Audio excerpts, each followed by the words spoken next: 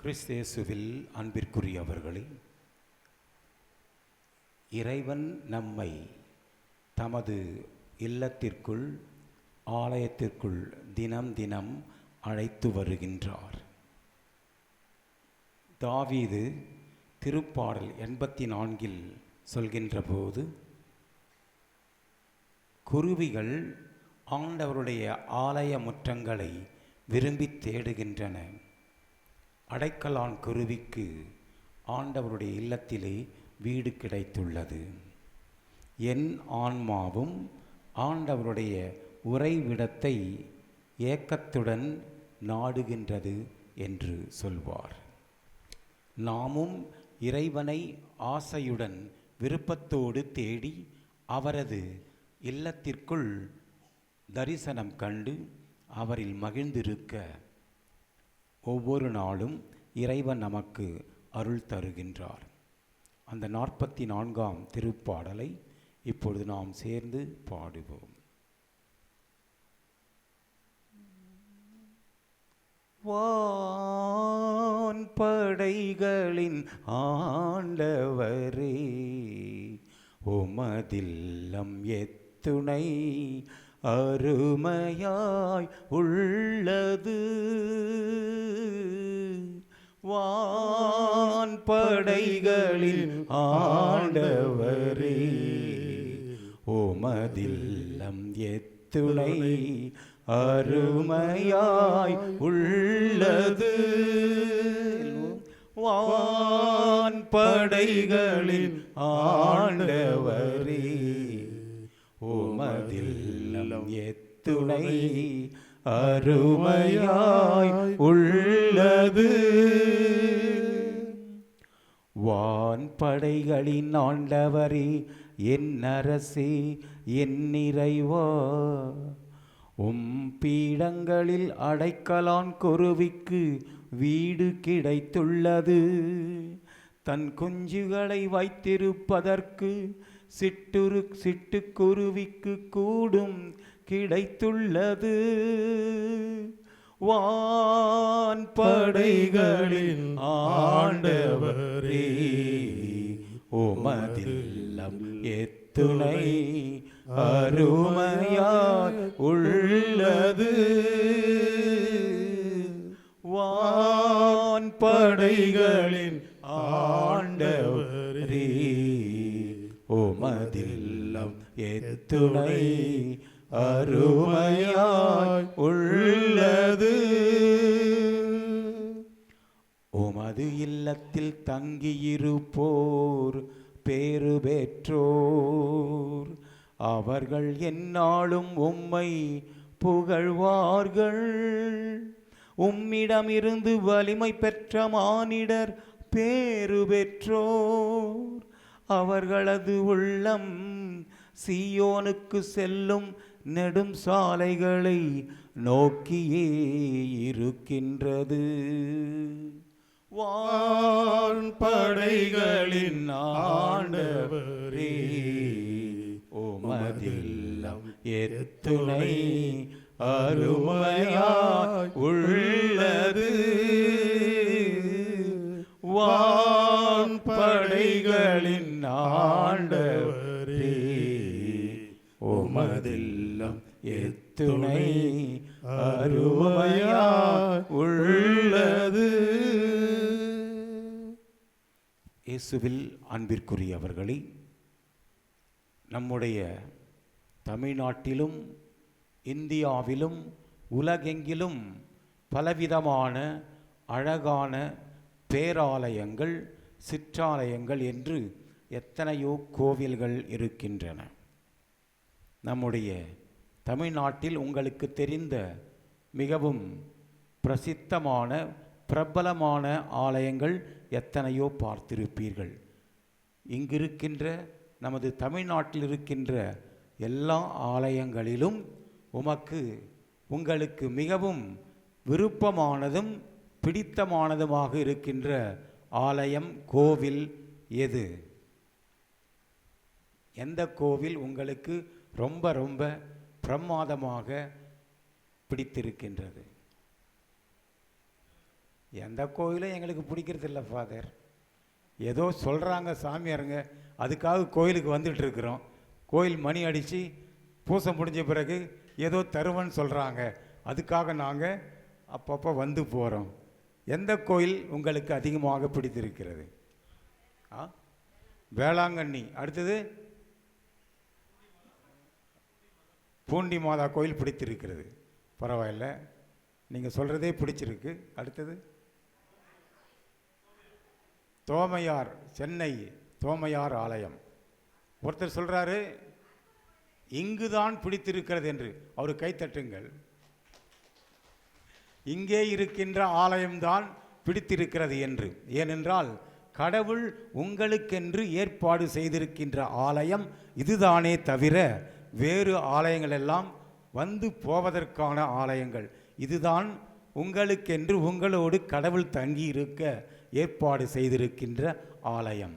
தோற்றத்தை பார்த்தோ, பெரிய சைஸாக இருப்பதை பார்த்தோ, அதிக செலவில் ஏற்பாடு செய்திருப்பதை பார்த்தோ, அப்படிப்பட்ட ஆலயங்களில் கடவுள் வந்து நான் இங்குதான் தங்கியிருக்கப் போகிறேன் என்று சொல்வதல்ல. மாறாக அது எளிய குடிசையாக இருந்தாலும் என் மக்கள் இங்கேதான் என்னோடு இருக்கிறார்கள் என்று அவர் மக்களோடு தங்கி வாழுகின்றவர்.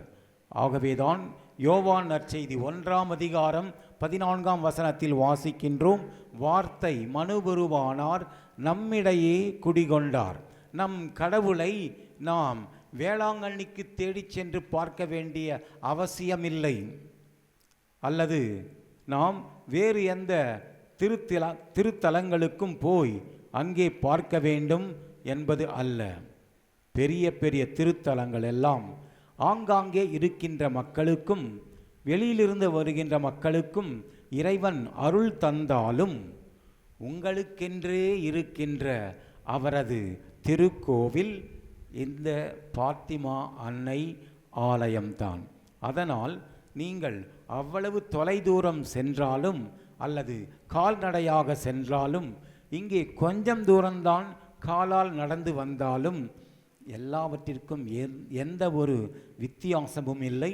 மாறாக உங்கள் இதய ஆசையை, இதய ஆவலை கடவுள் பார்க்கின்றார். எப்படிப்பட்ட மனதோடு என் மகள், என் மகன் என்னை தேடி வருகிறார்கள் என்று ஆண்டவர் உங்கள் உள்ளத்தை பார்க்கின்றார்.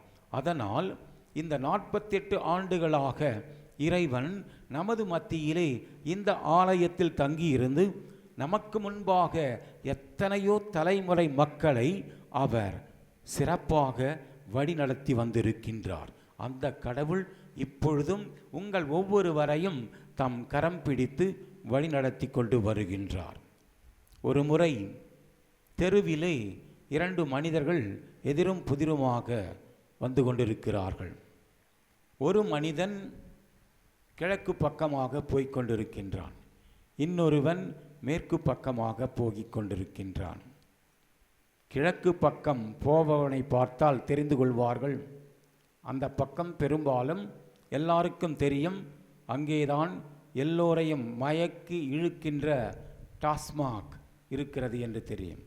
அந்த கிழக்கு திசை நோக்கி காலையிலேயே அந்த மனிதன் போகின்ற பொழுது மேற்கிலிருந்து மேற்கு நோக்கி போகின்ற மனிதன் அவன் பார்க்கிறான், எதிரே பார்த்து, கருமோ இதுக்கெல்லாம் நேரங்காலம் தெரியுதா? இது ஒரு ஜென்மமா? காலையில் கோயிலுக்கு வராமல் எழுந்ததும் அந்த சாராய கடையை நோக்கி போகிறானே, இவெல்லாம் இருந்து என்ன பிரயோஜனம்?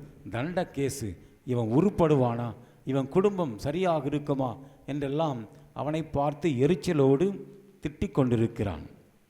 எதிரே பார்க்கின்ற அந்த மனிதன் சாராய கடை நோக்கி போக விரும்புகிறவன் இவனை பார்த்து, இந்த மனிதரை போல் நாம் இருக்க முடியவில்லையே, நாம் மோசமான இடத்திற்கு போய்கொண்டிருக்கிறோம். இவரோ கடவுளை நோக்கி அவருடைய கோயிலை பார்த்து போய்கொண்டிருக்கிறார். அவங்க குடும்பம் நல்லா விளங்கும், அவருக்கு கடவுள் எல்லா வரங்களையும் தருவார். அவர் போகிறார், என்றைக்கு நம்முடைய நிலைமை மாறுமோ என்று நினைத்து கொண்டிருக்கிறான். இந்த 2 பேருடைய மனநிலையையும் பாருங்கள். அவன் தீமையான எண்ணத்தோடு போனாலும் அடுத்தவரை பற்றி நல்ல எண்ணம் வைத்திருக்கிறான். கோவிலுக்கு போவனை பார்த்து அவன் பெருமையாக பேசுகிறான். ஆனால் கோவிலுக்கு போக விரும்புகின்ற மனிதன் சாராயக் கடைக்கு போவனை பார்த்து அவன் கண்டபடி அவனை கீழ்த்தரமாக நினைக்கின்றான். இருவரும் போய் சேர வேண்டிய இடங்களை சென்று விட்டார்கள். இந்த நேரம் பார்த்து கோவிலில் இருக்கின்ற மனிதன் கடவுளை பற்றி நினைப்பதற்கு பதிலாக அந்த கருமம் முடிச்சவன் இந்நேரம் சாராய கடைக்குள்ளே நுழைஞ்சிருப்பான், எத்தனை மில்லி அடிச்சிட்டு இருக்கிறானோ, என்ன மயக்கத்தில் இருக்கிறானோ, அந்த பாவி பய திருந்தாத ஜென்மம் இன்னும் நாசமாகி கொண்டிருக்கிறான் என்று அப்படியே நினைத்து கொண்டிருக்கிறான். சாராய கடையில் இருப்பவனோ அந்த மனுஷன் கோயிலை தேடி போனார், இந்நேரம் கடவுளை பக்தியாக வணங்கிட்டு இருப்பார், கடவுள்கிட்ட நல்லா ஜபம் செஞ்சிட்டு இருப்பார், அவருடைய குடும்பத்துக்காகவும் ஊர் மக்களுக்காகவும் அவன் நல்ல விதமாக ஜபம் பண்ணி கொண்டிருப்பார். அந்த மனிதனைப் போல நான் எப்படியாவது சீக்கிரமாக மாற வேண்டும் என்று சொல்லி கொண்டிருக்கிறான். இந்த இரண்டு பேரும் வேறு வேறு இடங்களில் இருந்தாலும் கோவிலில் இருப்பவன் அந்த சாராய கடையில் இருப்பவனை விட மிக மிக மோசமாக இருக்கின்றான். அவனை பற்றி கீழ்த்தரமாக நினைத்து கொண்டிருக்கிறான். இவனோ அங்கே சாராய கடையில் கோவிலை பற்றியும் சாமியை பற்றியும் அதை வழிபடுகின்ற அந்த மனிதனை பற்றி பெருமையாகவும் நினைத்து கொண்டிருக்கிறான். இதில் யாரை கடவுள் பாராட்டி ஏற்றுக்கொள்வார் என்று நினைக்கிறீர்கள்? குடிகாரனைத்தான். அவன் பரவாயில்லை, அவன் கொஞ்ச நேரம் தான் மயக்கத்தில் இருப்பான், திரும்பி வந்து விடுவான் மனம் மாறி. இவனோ தற்பெருமை என்கின்ற மயக்கத்தில் நான் தான் பக்திமான், நான் தான் சிறந்தவன் என்கின்ற அந்த எண்ணத்திலே உறுதியாக வேறு ஒன்றிவிட்டான். அவன் மற்ற யாரையும் நல்லவனாக நினைத்து பார்க்க மாட்டான். எல்லோரிலும் கடவுள் இருக்கின்றார். ஏனென்றால் நாம் சொல்லுகிறோம், கடவுள் தூணிலும் இருப்பார், துரும்பிலும் இருப்பார் என்று. அப்படியானால் மனித சாயலாக, கடவுளின் சாயலாக மனிதன் இருக்கின்ற பொழுது அவனுக்குள் இறை சாயல், கடவுள் அன்பானவர், சக்தியானவர், அறிவானவர், ஞானம் நிறைந்தவர் என்றெல்லாம் இரக்கம் மிகுந்தவர், இப்படியெல்லாம் பார்க்கின்றோம். அந்த பண்புகள் எல்லாம் மனிதரில் இடம்பெற கடவுள் மனிதரை தம் சாயலாக படைத்தார். கோவிலுக்கு வருகின்ற நாம் நம் சகோதர சகோதரிகளை பற்றி எப்படிப்பட்ட எண்ணங்களில் வாழ்ந்து கொண்டிருக்கிறோம் என்பது நமக்கு தெளிவாக வேண்டும். ஏனென்றால் இந்த ஆலயம் எப்படி ஆயரால் அர்ச்சிக்கப்பட்டதோ, திருநிலைப்படுத்தப்பட்டதோ, அதே போல நாமும் குருக்களால் நம்முடைய திருமுழுக்கின் போது கிறிஸ்மா என்கின்ற தைலத்தால் அர்ச்சிக்கப்பட்டிருக்கின்றோம். எல்லோரும் நாம் கடவுள் வாழும் ஆலயங்களாக அந்த அர்ச்சனையை, அர்ச்சிப்பை பெற்றிருக்கிறோம். அப்படியானால் கோவிலை நாம் மதிப்பாக, கௌரவமாக, புனிதமாக நினைக்கிறோம் என்றால் உயிரோட்டமுள்ள மனிதரை எப்படி நாம் பார்க்கிறோம், எப்படி மதிக்கிறோம் என்று நினைக்க வேண்டும். மனிதன் கடவுளை பல நிலைகளிலே வழிபட்டான். முதலில் இயற்கையில் கடவுளை பார்த்தான். Nature was the worship of God for him. இயற்கையை வழிபடுவது கடவுளை வழிபடுவது போல அவனுக்கு இருந்தது. முதலில் அவன் காற்றை பார்க்கின்றான். அதை பார்த்து வாயு பகவான், வாயு கடவுள் என்று பெயரிடுகின்றான். தென்றலாக வீசுகின்ற காற்று அவனுக்கு இதமாக இருக்கின்றது.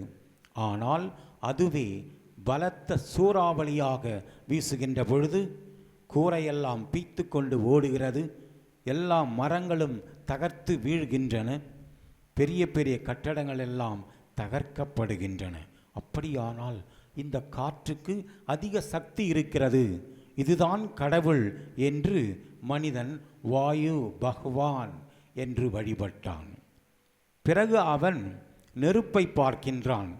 நெருப்பு எல்லாவற்றையும் சுட்டெரித்து ஒன்றுமில்லாமல் ஆக்கிவிடுகிறது. அதனுடைய சக்தியை பார்த்து ஆச்சரியப்படுகின்றான்.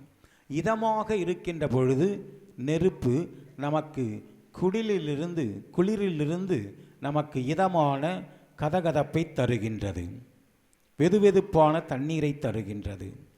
அதே நெருப்பு ஆக்ரோஷமாக பெரும் தீயாக வீசுமானால் எல்லாவற்றையும் எரித்து நாசமாக்குகின்றது. அப்படி நெருப்பின் சக்தியை கடவுளின் சக்தியாக பார்த்து அக்னி பகவான், அக்னி கடவுள், நெருப்பின் கடவுள் என்று வழிபட்டான். மூன்றாவதாக அவன் பார்க்கின்ற பொழுது அந்த வர்ண பகவான் என்று வானத்தினின்று மழை பெய்கிறது. சிறிதளவு போதுமான அளவு பெய்தால் மக்களுக்கு தண்ணீரும் விளைச்சலுக்கு பாய்ச்சுவதற்கு தண்ணீரும் கிடைக்கின்றது, குடிப்பதற்கும் சுத்தம் செய்வதற்கும் இதமாக இருக்கின்றது. அதே பெரும் வெள்ளமாக விடாமல் மழை பெய்து கொண்டிருந்தால் வெள்ளத்திலே வீடுகள் அடித்து செல்லப்படுகின்றன. சுனாமி என்று வெள்ளம் வந்து மக்களை வாரி செல்கின்றது, உயிர்கள் பலியாகின்றன. அவன் வர்ண பகவான், மழையே கடவுள் என்று வழிபட்டான். பிரியமானவர்களே, இந்த இயற்கையின் சக்தி எல்லாம் இறைவனால் இயக்கப்படுகின்றன. நாம் கடவுளை நம்பி இருந்தால் இந்த இயற்கையின் சக்திகள் நமக்கு கட்டுப்பட்டிருக்கும். இன்று இந்த இயற்கையின் சீற்றங்களுக்கு மனிதன் ஆளாவதின் அர்த்தம் என்ன? கடவுள் தனக்குள் இருப்பதை மறந்துவிட்டான்.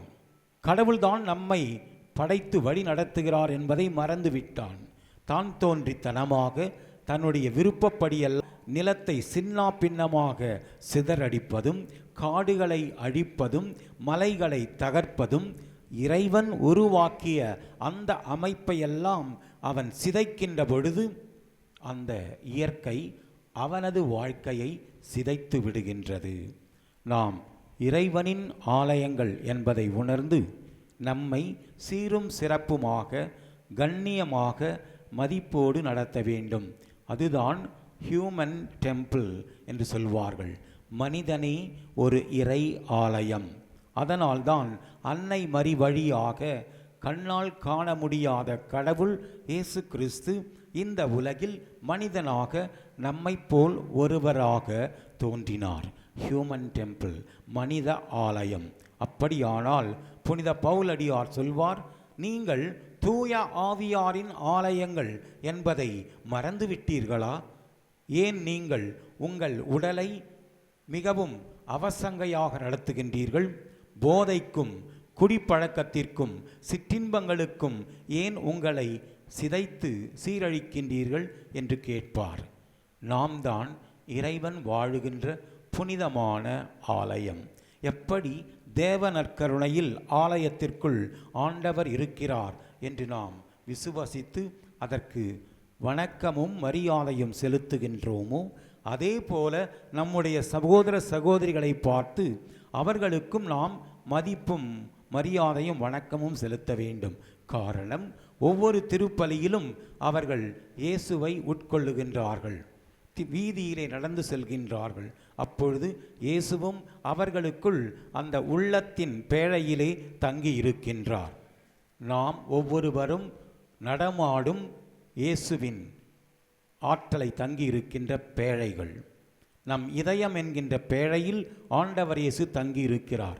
அப்படியானால் நாம் எந்த விதத்தில் நம்முடைய சகோதர சகோதரிகளை மதிப்போடு கௌரவமாக நடத்துகின்றோம்? நம்முடைய பேச்சுக்கள் என்ன? அடா போடா, இவனே, அவனே, அவளே, இவளே என்று நாம் பேசுகின்ற பொழுது சேரும் சகதியுமாக நம்முடைய வாயிலிருந்து வார்த்தைகள் அவர்களை நோக்கி வருகின்றன. இயேசு அவர்களுக்குள் இருக்கிறார் என்பதை நாம் எப்படி மறந்துவிட்டோம் என்று பாருங்கள். பிரியமானவர்களே, 48 ஆண்டுகளாக இறைவன் இந்த ஆலயத்தில் இருந்து கொண்டு எவ்வளவோ நன்மைகளை நமக்கெல்லாம் தந்து கொண்டிருக்கின்றார். இந்த இல்லத்திலிருந்துதான் நம்முடைய இல்லங்களுக்கு ஆண்டவரின் அருள் வாய்க்கால் பாய்ந்து வருகின்றது. அதனால் நாம் இந்த ஆலயத்தை தேடி ஆசையோடு வருவோம், இறைவனை காண்போம், அவரது வார்த்தைகளை கேட்போம்.